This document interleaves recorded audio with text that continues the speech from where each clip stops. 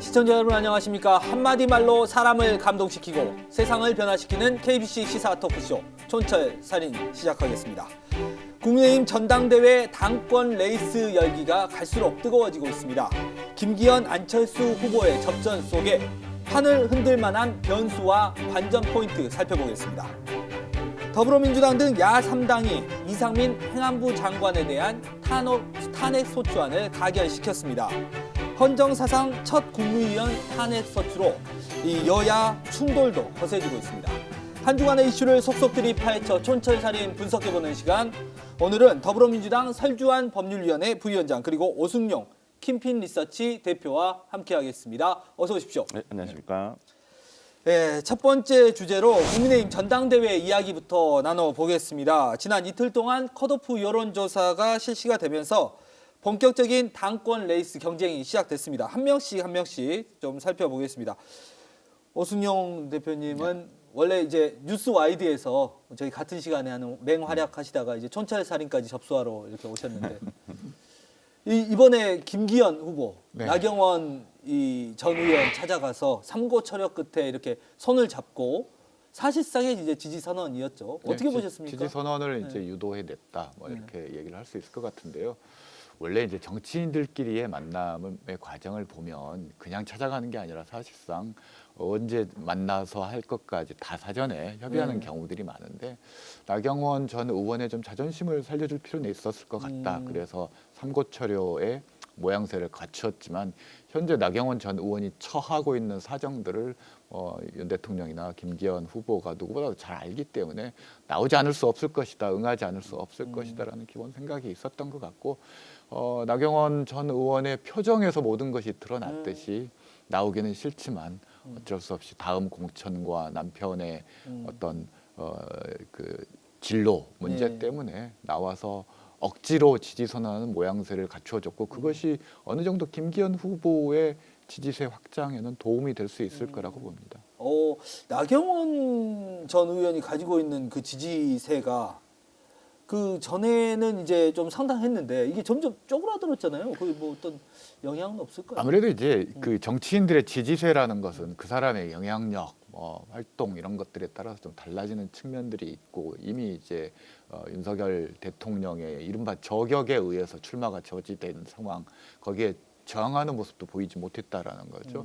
그렇게 되면 상당히 이제 지도자로서 위상이 추락하는 거고 당연히 이제 지지세가 꺾일 수밖에 없다. 다만 이제 당원 내부에서 나경원 전 의원을 뒷받침하고 있는 조직적인 힘이 있다라는 거죠. 그것이 이제 원내 대표 시절에 구축된 이른바 전광훈 등을 비롯한 태극기 당원들과의 연대가 있다라는 겁니다. 아마 그런 것들 때문에 김기현 후보 진영에서도 이 당원들이 안철수 후보 쪽으로 가지는 않을 거고 갈 곳을 잃은 이분들을 끌어들일 필요가 있다라는 생각에서 아마도 나경원 전 의원을 이렇게 모양새를 갖춰서 예우하면서 지지를 끌어내는 그런 시도를 했던 것 같습니다. 표정이 근데 우리 설 변호사님도 표정 보셨어요? 네, 그리고 가장 기억에 남는 사진은 마지막 사진이더라고요. 그 뭐 헤어지면서 참 구도가 참 묘하게 잡힌 사진이 있는데 뭐 정말 그 김기현 의원 같은 경우는 어정쩡한 자세로 뒤를 돌아보는 약간 그런 약간 진짜 참 묘사가 잘 돼 있는 저는 그 사진이라고 생각을 사진이 하는데 참 많은 걸 보여줘요. 네, 그렇습니다. 근데 원래 나경원 의원이 약간 잘 웃지 않습니까? 근데 그날은 뭐 웃음이 전혀 없더라고요. 전혀 없었고. 그게 일부러 그랬을까요? 아니면은 본심이 그냥 드러난 걸까요? 제가 모르겠습니다. 이거에 대해서 이제 박지원 전 원장 같은 경우는 어떻게 평가를 하냐면, 아니 서로 다 합의가 돼 있는 건데 뭐 표정 관리 하느라고 그런 거 아니겠느냐라는 얘기도 있었고, 어찌 보면 자존심이 많이 상하지 않았겠습니까? 나경원 의원이 그래도 20몇 년을 지금 뭐 국회의원 사선에 수도권에서만 사선을 하고 그런 어찌 보면 보수 쪽에서는 상당히 인지도가 있고 지명도가 있는 또 정치적 영향도 어느 정도 갖췄다라고 평가가 되었는데 이번에 이런 사태를 겪으면서 아마 본인의 정치 인생에서도 상당히 참 처음 겪어보는 일일 거예요. 누군가 예를 들어서 뭐 나가라고 옆에서 떠민 경우에 있어서도 예를 들어서 나가지 말라고 막 안 친 경우는 없었거든요. 그리고 집단적으로 어떤 그렇죠. 뭐 나오지 말라고 그리고 연판장을 뭐 초선들이 뭐 진짜 오시면 올린다든지 그런 것도 상당히 배신감이 있을 것이고 특히 그 안에는 본인의 보좌관 출신 의원도 있었단 말이에요. 아. 예, 그 명단에는. 아, 그래요? 예, 그렇기 예. 때문에 상당히 그런 부분에서 인간적으로 많이 배신감을 느꼈을 것 같은데 저는 모르겠습니다. 그러니까 김기현 의원이 뭐 이런 형식적인 거라도 이렇게 해서 어떤 자존심을 살려줄 수는 있다고 보지만 저는 그 홍준표 지금 대구시장의 평가가 다르지 않았구나. 예. 수양버들 같은 사람이구나라는 어떤 평가가 맞다라고 보고요. 근데 이제 그것을 이제 정치적인 어떤 그럼 영향력은 뭐가 될 것이냐? 과연 그러면 나경원을 지지하던 표가 김기현으로 갈 것이냐? 뭐 그 점은 저는 이미 저는 결정이 났다고 봐요. 나경원 의원이 예를 들어서 드랍을 하면서 이미 김기현이냐 안철수냐 이미 그 표는 나눠졌다고 보기 때문에 저는 뭐 큰 영향력은 없을 거라고 보이고. 뭐 박지원 전 원장 같은 경우는 그냥 어대현이라고 하시더라고요. 그러니까 이미 어차피 대표는 김기현이다. 근데 이제 저도 이렇게 서울에서 그 보수 쪽에 계시는 분들, 그러니까 예. 전통적인 지금까지의 상황에서는 당연히 김기현 의원이 되는 것이다. 예. 그리고 그렇게 만들 것이다라는 것이 아마 중론인 것 같아요. 여기서 이제 과연 천하람 위원장이 얼마만큼의 역량을 보여줘서 과연 안철수를 꺾고 올라갈지 아니면 김기현을 꺾고 올라갈지 이제 그건 이제 이준석 팀이라고 해야 되나요? 이준석 어벤져스라고 하는데 어벤져스 팀이 어떻게 얼마만큼의 역량을 보여줄 수 있을까? 그게 이제 조금 흥미로운 관점이라고 할 것 같습니다. 그 지난주까지 같이 패널로 활동하셨다고 해서 네네. 너무 띄워주시는 거 아니에요? 아닙니다. 실제 지금 상당히 열심히 하더라고요. 저도 그 활동하는 거 보니까 뭐 그때도 지난주에 아마 여기서 촬영을 하고 바로 그날 대구를 가가지고 활동을 3일 동안 하고 그 뒤로 계속 방송 출연도 하고 그다음에 지금 이준석 대표도 옆에서 계속 사이드에서 방송 출연을 통해서 도와주고 있는 것 같더라고요. 예. 그 안철수 당권 후보 같은 경우는 지금 일단 몸을 굉장히 낮추고 있어요. 대통령실과의 이 각이 굉장히 부담스러운 모습인데 안철수 후보는 어떻게 해야 되는 거고 지금 상황 어떻게 보십니까? 일단 뭐 몸을 낮췄다기보다는 원래 이제 그런 스탠스의 사람이고요. 그래서 뭐 모두가 예상했듯이 결국은 어떤 그 드랍이라든지 이런 예. 극단적인 선택을 하기는 힘든 조건이고 예. 그렇다고 해서 지금 강력하게 가서 선거 전망을 좀 밝게 할 수 있는 그런 상황도 아닌 것 같고 굉장히 뭐 이러지도 못하고 저러지도 못하는 상황이고 여론조사에서는 또 계속 긍정적인 신호가 와서 포기할 수도 없는 아무튼 매우 좀 곤란한 상황인 것 같습니다. 그렇지만 이제 당내 경선이란 점들 그리고 선거인단이 당 100% 당원이라는 점 등을 고려했을 때 전당대회 전망은 지극히 좀 불확실하고 어둡다라고 저는 보고 있습니다. 오히려 더 불확실한 상황이다. 그렇습니다. 안철수 후보 같은 경우는 당원 100%가 조금 불리하지 않나요? 애초에 이제 불리한 상황이었고요. 안철수 후보는 지지 기반이 없는 후보입니다. 과거 바른미래당 시절에도 그랬지만은 그분은 인지도를 가지고 정치를 해왔던 분이고 지지 기반을 끊임없이 오히려 해체해왔던 정치적인 경력을 가지고 있고 기존에 본인이 가지고 있던 모든 지지 기반을 다 버리고 지금 국민의힘과 단일화를 통해서 입당한 상황이지 않습니까? 그러니까 일종의 물 위에 떠 있는 기름이라고 봐야 될 것 같은데 이번 전당대회가 이제 기름에서 이제 물로 같이 섞이고 물로 좀 변하는 과정, 희석되는 과정이었어야 하는데 여전히 물과 유리된 기름으로 남을 가능성이 커진 것 같습니다. 조금 평가가 박하시네요. 천하람 후보에 대해서는 어떻게 평가하십니까? 저는 지금까지 천하람 후보가 이제 호남 기반 정치인으로서 활동을 해왔던 것에 대해서는 그렇게 긍정적으로 평가하지는 않습니다. 왜냐하면 지역의 현안이라든지 지역 정치 혁신이라든지 지역의 문제에 대해서 얼마나 천착했느냐 오히려 이제 본인의 평판을 높이기 위한 방송 활동 또 이준석 대변인으로서 활동이었지 정말 순천과 호남의 어떤 문제들에 대해 천착해왔던 모습들은 보기가 좀 어려웠습니다. 지역 이슈에 대해서는? 네, 그렇습니다. 그래서 다만 타고난 정치적인 감각은 있는 것 같다. 제가 이번 출마 과정에서 좀 인상적이었던 것이 뭐 좋은 표현은 아닙니다만 국회 본청 앞에서 간신배 윤핵관의 퇴진 도움이라는 이런 편말을 들고 정치라는 것은 적과 동지를 가르는 기술인데 나랑 같이 할 사람을 일정하게 선을 그어주는 거거든요. 그래서 이제 그런 것들은 참 타고난 정치 감각을 가지고 있구나라고 생각을 했습니다. 아직 그 원내에 한 번도 진입을 못 해봤는데 그 정치 감각이면 언젠가 또 진입할 수도 있겠네요. 당 대표 본경선 진출자입니다. 김기현, 안철수, 천하람, 황교안. 자, 이번 전당대회는 결선 투표가 도입이 돼 있습니다. 네. 결선 투표가 도입이 돼 있는데 우리 설 변호사님은 어떻게 좀 전망을 하십니까? 당초에 저는 천하람 후보가 나오기 전에는 저는 원래는 김기현 후보가 50% 이상 과반수 득표를 통해서 1차 득표 통해서 아마 굳이 결선 투표 갈 거 없이? 끝날 예. 것이다라고 생각을 했는데 약간은 변수가 생겨버린 거죠. 어찌 보면 지금 포지션 지금 뭐 대부분의 여론조사 포지션으로 보면 예를 들어서 한 4대 2 정도. 예, 네. 저는 그 정도의 포지션을 지금 하고 있다고 생각하거든요. 그렇다고 한다면 누군가 안철수 후보라든지 김기현 후보 둘 다 어찌 보면 과반수를 득표하기는 너무 힘들 것 같고 이제 또 그 아까 말씀하셨듯이 안철수 후보를 떠받들고 있었던 그 지지율이 예. 얼마만큼 빠질 것이냐 그리고 어느 정도 속도로 빠질 것이냐에 따라서 저는 천하람 후보가 이제 결승에도 갈 수 있다라고 판단이 돼 결선에도 갈 수 있다. 예, 갈 수도 있기 때문에 예. 지금 천하람 위원장 같은 경우는 그걸 목표로 하는 것이니까 1차 목표가 본인은 안철수를 뛰어넘겠다라고 예. 했으니까 이제 이 부분에 대해서 통해서 결선까지 가는 게 이제 아마 목표가 될 텐데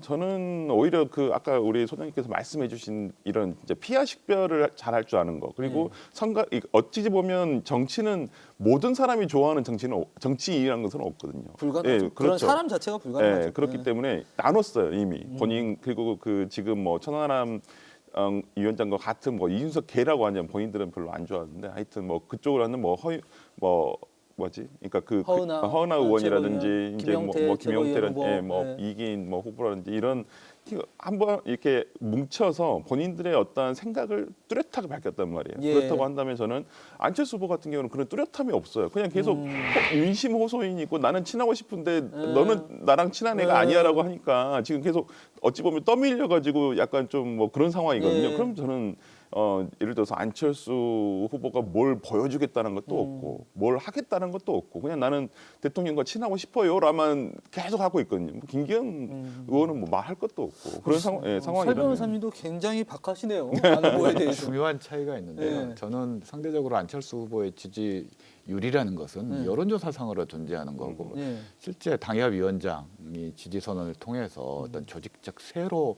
표현되는 게 아니라는 겁니다. 그래서 예.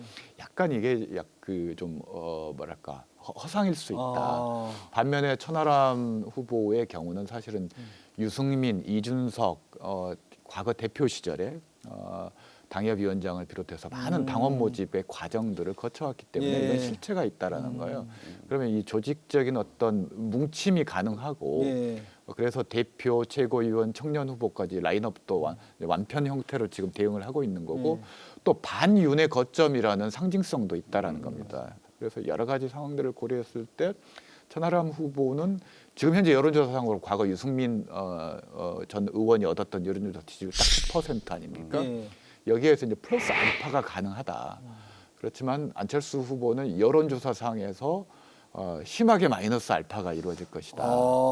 왜냐하면 원내 지금 의원 예. 중에 한 명도 지지를 표명한 사람이 없고 심지어 출정식이었나요?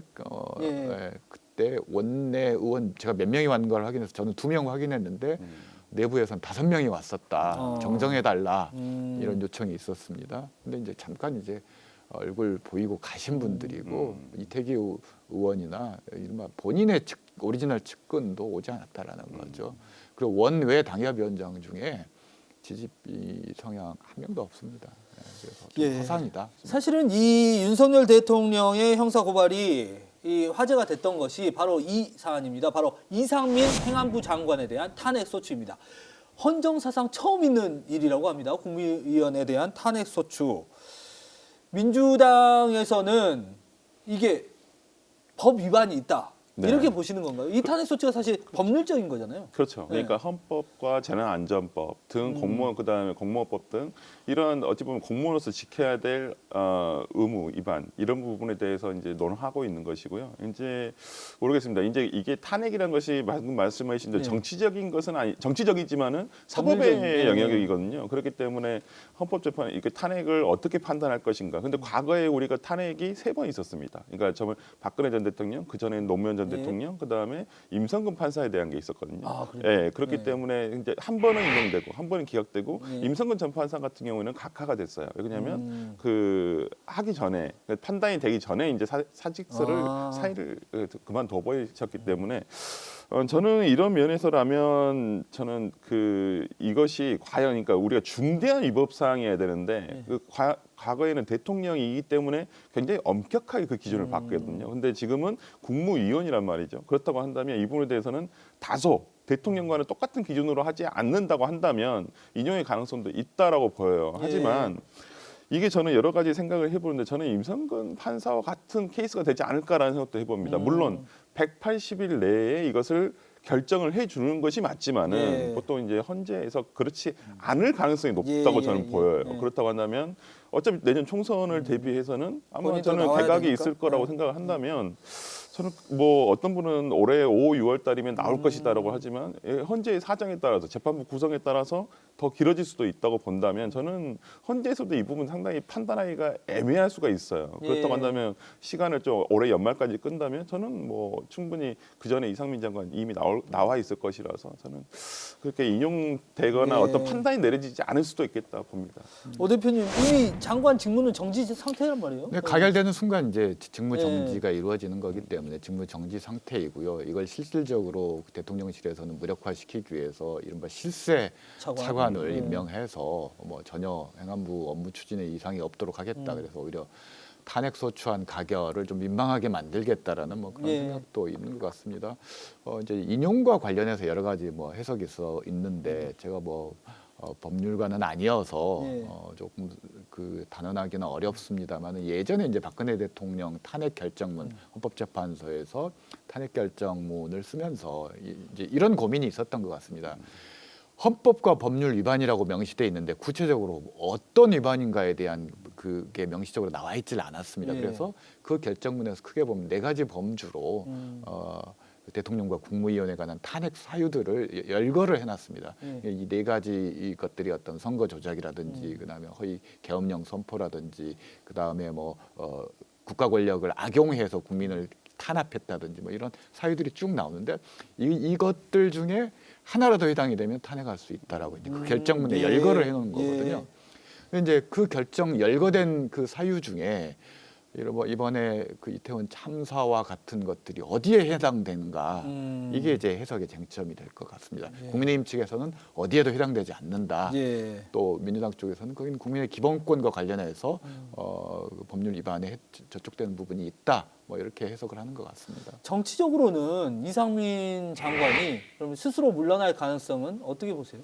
일단 대통령이 지금 저렇게 버티고 있는데 스스로 물러날 이유가 없는 거죠. 인사권자가 네. 지켜주고 있는데. 네. 그리고 아마 대통령실이나 이상민 전 장관은 헌재에서 인용될 가능성이 낮다라고 보는 것 같습니다. 아무래도 이제 형사법적인 거고 어제도 방송에서 잠깐 얘기했지만 사실은 이건 정치적 책임을 묻는 거거든요. 그래서 국정조사에서 사퇴하라고 했을 때 대통령이 받아들이는 것이 대통령과 의회 관계에 있어서 정상적인 수순이라고 보는데 그걸 안 하니까 이제 탄핵 소추를 한 겁니다. 그러니까 탄핵 소추도 저는 좀 논쟁적인 부분이 있다고 생각하지만 그런데 이제 첫 단추가 잘못되니까 계속 이제 악화가 양화를 구축하듯이 이렇게 가버리는 거죠.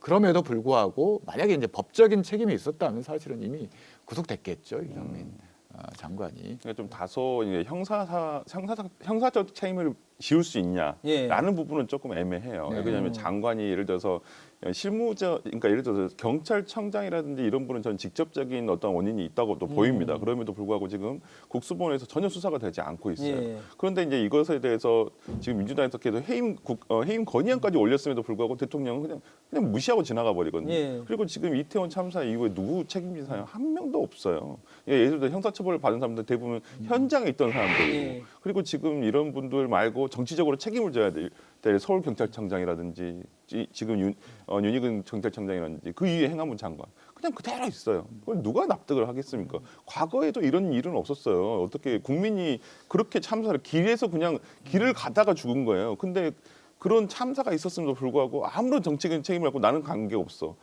왜 그런 책임을 져야 되느냐. 대통령의 이러한 인식이 일단 이렇게 탄핵까지 오는데 상당히 큰 몫을 차지한 거죠.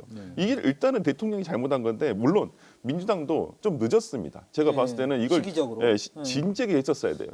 하려고 했었으면. 근데 지금 조금 여론에 떠밀린 좀 감도 없지 않아 있고 지지자들의 어떤 지금 조금 어찌 보면 약간 그런 느낌이에요.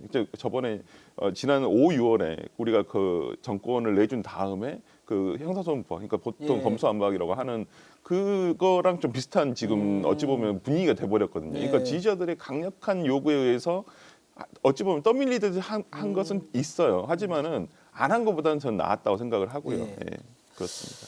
어쨌든 이 사안도 지금부터 이제 행안부 장관은 직무 정지가 들어갔고 6개월 내에 어떤 결과가 나와야 하는데 사실상 6개월까지 행안부 장관의 직무 정지 상태가 이어질 것이냐 아니면 이제 스스로 물러난다든지 아니면 테러가 열린다든지 이런 부분이 좀 필요할 것 같습니다. 그러면서 이 한쪽에서는 민주당이 이런 실력 과시를 하고 있는데 또 한쪽에서는 민주당이 또 수사도 굉장히 급물살을 타고 있습니다. 이재명 대표가 다시 한번 소환 조사에 응했습니다. 이번에도 대장동 위례 사건과 관련한 검찰 출석인데요.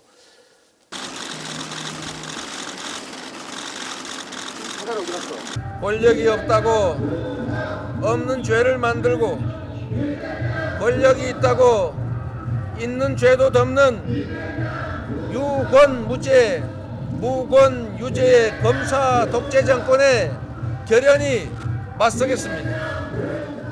사실 주말에 출석을 하겠다. 주중에는 좀 민생을 돌봐야 하는 야당 대표이니 좀 양해를 해달라. 근데 결국 주중에 출석을 하셨네요. 그러니까 검찰이 너무 저는 이런 부분 가지고, 그러니까 수사 내용을 가지고 조금 더 이렇게 예를 들어서 티격태격하는 것은 이해가 할 수 있어요. 네. 근데 소환과 어떤 형식적인 걸 가지고 계속 9시 반까지 와라, 11시까지 회의 끝나고 가겠다고 하는데 굳이 9시 반까지 와라. 근데 저는 이거 이해할 수가 없어요. 일반 피의자도 보통 변호인이라든지 그 사람의 구속된 피의자가 아니면 네.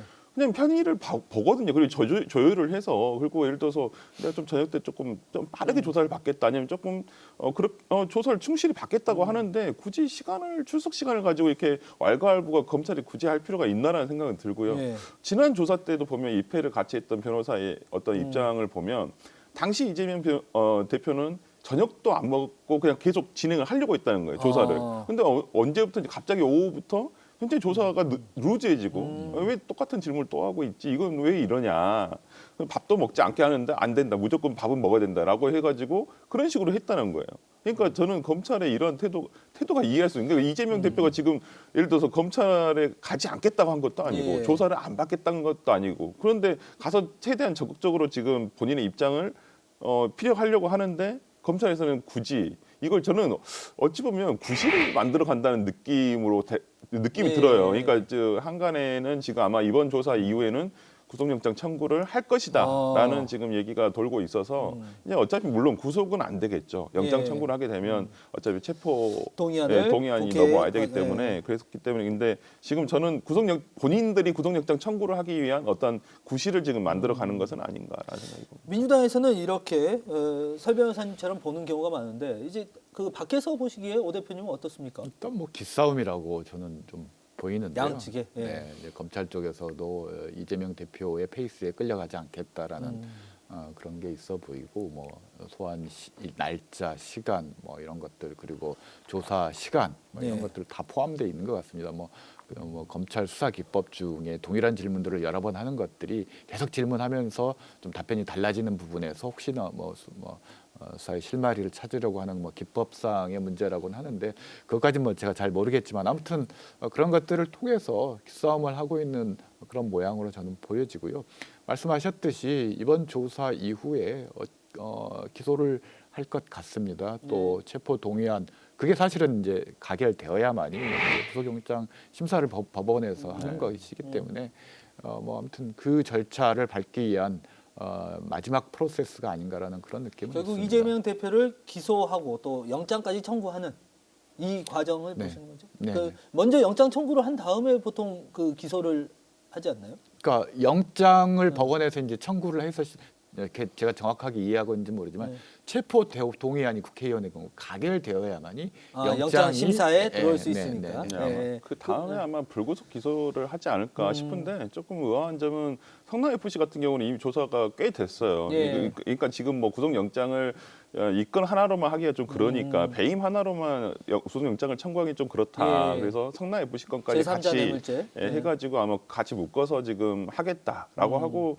또 최근에 계속 백현동 사건이라든지 뭐 코나이라든지 어찌 보면 이제 과거에 이재명 대표가 뭐 성남시장, 경기도지사 예. 시절에 했던 모든 것들을 지금 다 들여다보고 있거든요. 그렇다고 한다면 구속영장을 그런 식으로 묶어서 청구를 할 수도 있겠죠. 네. 그 이번에 또 백현동 말씀하신 네. 대로 이번 주에 이제 압수수색에 들어갔는데 40곳을 한꺼번에 압수수색하고 압수수색 인력이 180명이 네.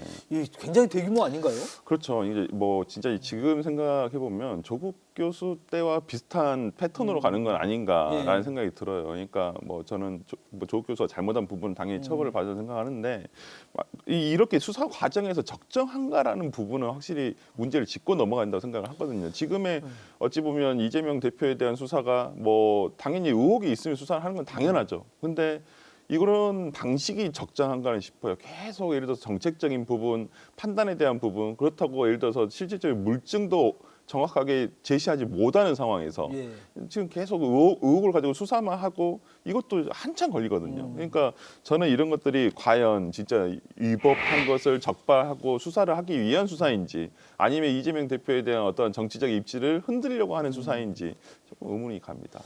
이거 어떻게 오 대표님은 보십니까? 이미지를 만들어가는 과정이라고 보는데요. 뭐 40여 곳에 수백 명의 수사관들을 보내서 조사를 하는 것은 마치 이제 잘 모르는 분들이 느끼기에는 거대한 범죄를 저질렀구나라는 예, 그런 예. 이미지들을 줄 수 있다라는 거죠. 근데 사실 이 백현동 사건 같은 경우는 오히려 단순합니다. 김인섭 한국하우징 기술 예. 대표가 이제 로비를 해서 용도 변경을 했느냐 그걸 통해서 개발사 아시아디벨로퍼인가요? 이 개발사가 수천억 원의 이익을 시세 시세 차익을. 차익을 얻었는가의 문제. 그 과정에서 뭐 정진상과 김인섭이 통화한 것이 실제로 그 로비의 일환이었는가? 예. 그리고 그것이 이재명 대표의 결재에 이르게 한 것인가? 예. 몇 가지만 보면 나오는 문제인데. 40여 곳까지 압수수색을 할 필요가 있었는지가 뭐 아무튼 저도 개인적으로는 어떤 조금 이미지를 만들어내는 그러면 그건 어떻게 보세요? 이제 민주당 자체가 검찰에서 좀 무리한 수사라고 하면서 민주당 자체에서는 이제 너무 방탄 혹은 다른 건 신경 안 쓰고 대표 수호에만 나서는 거 아니냐 이게 마치 조국 수호를 보는 것 같다 이런 의견도 있거든요. 그거에 대해서는 대표님은 어떻게 보십니까? 뭐 당 내부에서도 그런 논란이 조금 있는 것 같긴 합니다만은 지금 민주당 입장에서 그러면은 이걸 손 놓고 있을 수도 없다라는 거죠. 예. 그래서 저는 기본적으로 검찰의 수사가 마무리되는 과정까지는 이건 전 당의 문제로 접근하는 것이 맞다고 보고 이제 기소가 이루어진 다음의 문제는 당내에서 또 판단할 문제입니다. 또 여론도 살필 정당이기 때문에 여론을 안 살필 수가 없다라는 거죠. 그래서 그 부정적인 여론들이 있거나 또 당의 지금 총선 준비 관련해서 엄청나게 해야 될 일이 많습니다. 정기특위도 가동해야 되고 그리고 당내 어떤 뭐 조직도 정비를 해야 되고 선거 전략도 짜야 되고 새로운 인물들을 어떻게 영입할 수 있는 플랫폼도 만들어야 되고 이런 부분들이 지금 올스톱된 상태라는 거죠. 예. 그래서 이제 그 관련해서 어떤 것이 민주당에게 좋은 일인가에 대해서는 당내에서 이건 결정해야 된다고 봅니다. 우리 설 변호사님은 네네. 법률가시니까 네네네. 지금 다시 또 이제 화제가 되는 게 곽상도 네. 예, 곽상도 전 의원의 아들 퇴직금으로 실수령액만 한 25억 정도 된다고 그렇죠. 하는데 이게 뇌물죄 무죄라고? 사람들이 이해가 잘 안 된다 이렇게 얘기를 하는데 이건 뭐 대한민국 국민이라면 곽상도 자신의 아들 빼놓고는 다 이해가 안 될 거예요 아마. 그러니까 저는 이건 재판이 문제냐? 네. 전 재판이 문제가 아니라 검찰의 수사가 문제였다고 봐요. 검찰 수사에 어떤 부분이 그러니까 빠져 있었던 이게 예를 들어서 입증을 해야 되는 거예요. 대가성에 대해서 뭘 하려고 아니 고액의 돈이 비상식적이지 않습니까? 그렇다고 한다면 무언가 대가성이 있으니까 이것이 주어진 것이지 예. 그렇지 않다면 이게 다 그냥 그냥 이 사람이 정말 아파서 뭐 산재 위로금 형식으로 줬다. 그 이해가 실, 안 되죠. 네. 실제 모르겠습니다. 실제 그런 일이 있었는지도 모르겠지만은 저는 이 부분은 이해할 수가 없고, 그러니까 검찰에서 대가성에 대해서 느슨하게 수사를 한 거예요. 본인들의 예를 들어서 무혐의를 주기는 참 애매하다. 예. 그러니까 이것을 그냥 예를 들어 대가성 입증하지 않고 그냥 재판에 넘긴 거죠. 그러면 재판부에서는 당연히 검찰에서 주장한 유죄의 입증 증거만 가지고 판단을 하는데 예. 이 부분은 하나도 입증이 되지 않는 거예요. 그냥 뭐 하나은행 뭐 이것을 뭐 나가려고 하는 것을 예. 그냥 해줬다. 이것만 안 되죠, 당연히. 저는 얼마 전에 최은순 씨 사건이었나요? 장모 사건에서도 재판부 그런 판시를 했지 않습니까? 예. 검찰의 입증이 부족해서 무죄를 할 수밖에 없다. 아, 예. 이런 식이에요. 그러니까 검찰이 수사를 제대로 하지 않는 거죠. 그냥 보여주기식 수사만 하는 것이고, 예. 그냥 자기들은 곽상도 구속 기소했으니까 자기들이 할 일 다 한 거 아니냐. 그러니까 검찰이 이런 부분에 있어서 책임을 져야 되는 거예요. 자기들이 기소를 했어요. 예. 근데 무죄가 나오면 거기에 대해서 페널티를 먹여야죠, 당연히. 근데 지금의 검찰은 오히려 모르겠습니다. 이런 무죄 선고, 보통 무죄를 받으면 자동적으로 항소를 하게끔 돼 있어요. 검찰은 물론 항소하겠죠. 이번에도 항소할 거라고 보입니다. 그렇지만 저는 결과가 달라지리랑은 보지 않습니다. 보통 이런 사건에서 1심에서 유죄가 나오는 경우가 있더라도 2심에서 뒤집힌 경우가 많거든요. 예. 근데 1심에서 이렇게 돼버리면 2심 가서 저는 이거 유죄로 판단되기는 굉장히 어렵다. 그러니까 심증은 판사들도 사람이니까 알 거예요. 이게 왜 그죠? 말이 안 예, 되잖아요. 판결문에도 계속해서 나와요. 이게 좀 이해하기 어려운 액수다. 뭐 이런 그렇죠. 이야기들이. 이건 누구나 이례적이라는 예. 표현을 판사가 넣었더라고요. 예. 그러니까 이례적이라는 말은 여러 가지 중의적인 의미가 있을 겁니다. 그러니까 보통 일반적인 의미에서는 이건 100% 뇌물로 볼 수 있는 부분인데 말씀하셨듯이 검찰이 그 부분에 대해서는 입증이 부실했다라는 거죠. 예. 그러니까 그것을 유죄 판결을 내릴 수는 없고, 근데 뭔가 판사도 할 말은 그 자기 마음을 남겨놔야 표현해야 될 된다. 것 같고. 정말 이례적이다 이건. 근데 입증이 안 돼 있으니 무죄를 하는데 그런 의미에서 봐야 되는 것 같고, 여기서 핵심은 이제 정영학 녹취록의 증거 능력 예. 관련 부분이라는 거죠. 그 정영학 녹취록에 이른바 55 클럽 관련해서 여러 사람의 이름이 나옵니다. 예. 그 중에 이제 박영수 특검의 이름이 나오는데 아마도 그런 부분들이 이번 곽상도 판결에도 어느 정도 영향을 미치지 않았을까라는 뭐 근거는 없습니다. 그냥 예. 개인적인 심증입니다. 근거를 찾기는 어렵겠죠. 그거를. 예. 그러니까 지금 이렇게 돼버리면 그러니까 박영수 특검이라든지 뭐 그 대법관이라든지 예. 50억 클럽? 수사가 안 되는 거예요. 이제는 영영 그 사람들에게 간 돈은 그냥 갔는지 안 갔는지 모르겠습니다만은 일단은 그러한 것들이 전부 다 이제는 뭐 어찌 보면 이제 수사가 될 수가 없죠. 예, 사실상 곽상도 전 의원의 이번에 그 뇌물죄 무죄 판결은 네, 이른바 50억 클럽에 대한 면죄부다 이렇게 보시는 네 거예요. 그렇죠. 55 클럽에 언급된 전체는 아닌 것 같고요. 그 중에 한 명과 예. 어떤 분과의 특별한 관계가 영향을 미치지 않았을까라는 생각이 듭니다. 말을 굉장히 조심하시네요. 아까 안철수 후보 이야기하실 때와는 확연히 다른 모습입니다. 혹시라도 저를 저격할지 그렇죠. 항상 조심해야죠. 두 분 말씀은 여기까지 듣고 저희는 잠시 뒤에 이정현 전 새누리당 대표 모시고 현재 국민의힘의 상황과 어떤 서진 정책 이런 이야기들을 나눠보도록 하겠습니다. 네, 두 분 감사합니다.